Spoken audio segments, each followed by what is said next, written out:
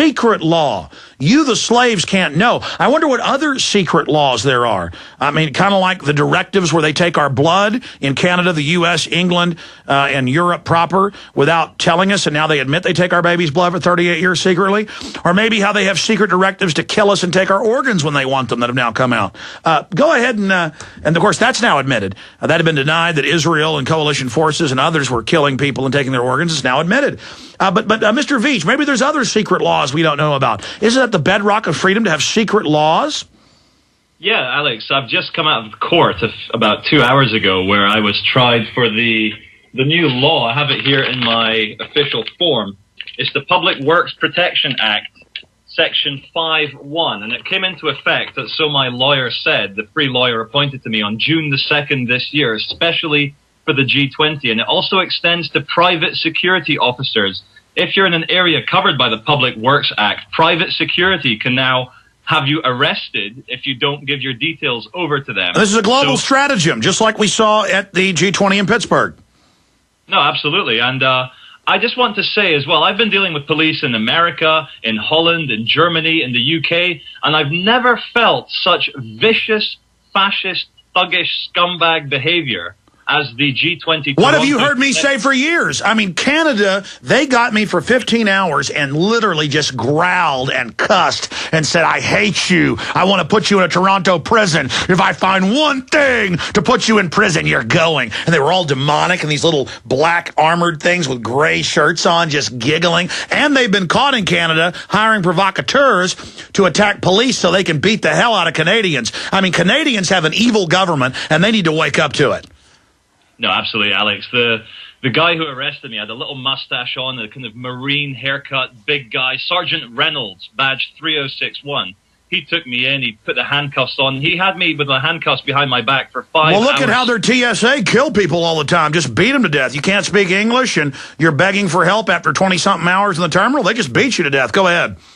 Yeah, I had the special anti-terror detective unit from the G20 Protection Force were interviewing me twice this morning, about 4 o'clock in the morning, saying, look, you're not really a filmmaker, are you, Charlie? We know why you're really in Canada. We have no record of your entry into Canada. You are really here to cause trouble. You are a violent anarchist, and unless you start giving us names of your anarchist friends, you're never going to get out of this cell. You're going to be in the cell for 6 days until your flight back to London when we'll deport you. So basically, make stuff up and admit you're a terrorist, or we're going to put you in jail.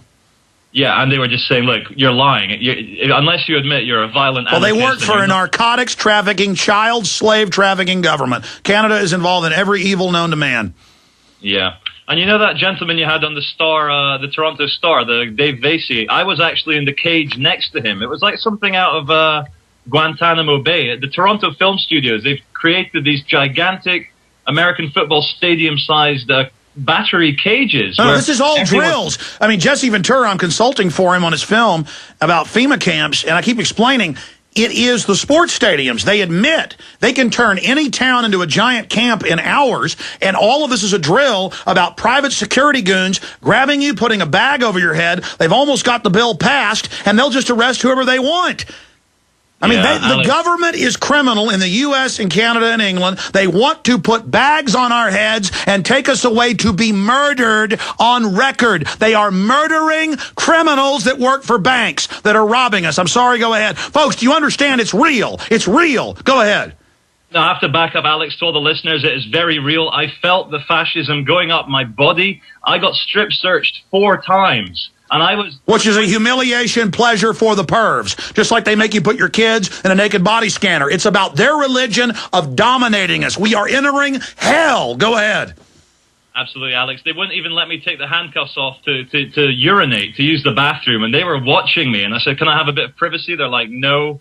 No. With Luke Radowski, they would strip him and then laugh at all of them at the G20. And they said it was military with cops just like going, you filth. And they would just pull their pants down. And not that anybody had anything to be ashamed of, but they would just, ha, ha, ha, ha, ha. Ah, we've got this country down. It's ours. Oh, God, we love Goldman Sachs. Rape them, Goldman. Rule. Oh, God. Let us destroy the American people. I'm sorry. Go ahead. No, I had this massive hanger, Alex. What really upset me the most was in Toronto they have the normal police, but they also have the court service police. And they were about 20 to 40 years old. and they were walking past my cage, rattling the bars, saying, "Ha ha! Are you going to fight the man now? Are you having fun in your cage now, big boy? Who's the big protester now?" They were really enjoying humiliating me. And every 3 or 4 hours, they want the women, they want the farms, they want the ranches, they want it all, and they're going to get it.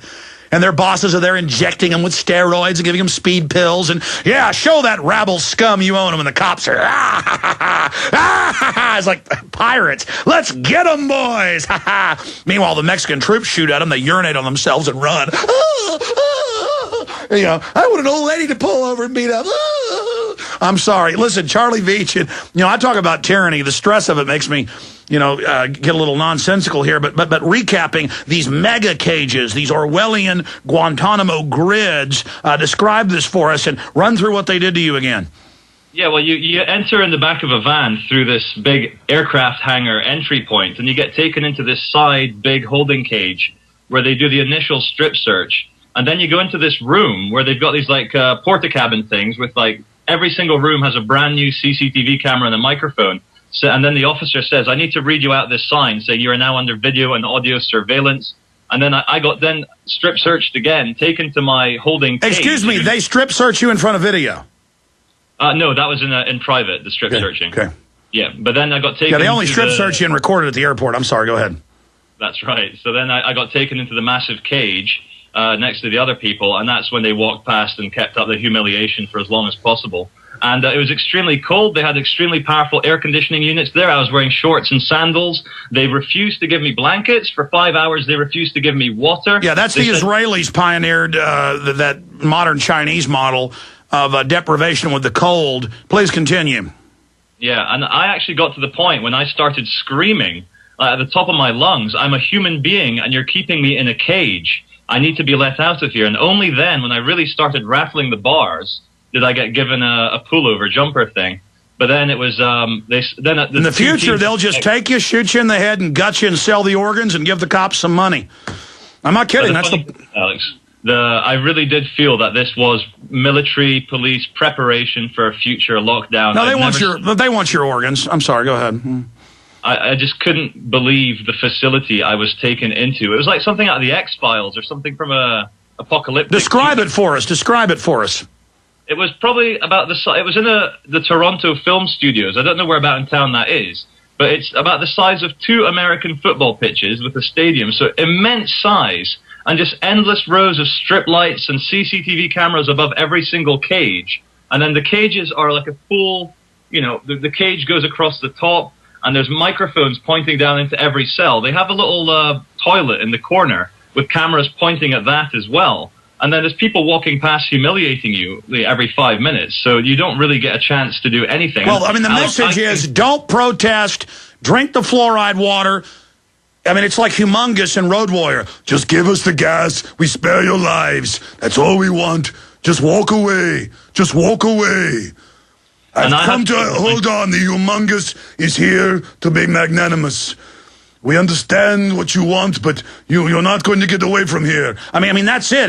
It's don't protest. Just let the banks rob everything. Just let us run everything, or we're going to SWAT team you. We're gonna put you in prisons. We're gonna hire provocateurs so we can attack you, as the Royal Mounted Police have been caught. I mean, this is the end. This is simultaneously every country they meet in. The G20 bankers use it as a model for the special security event, law enforcement, threat fusion center grid takeover. This is a red alert. Continue.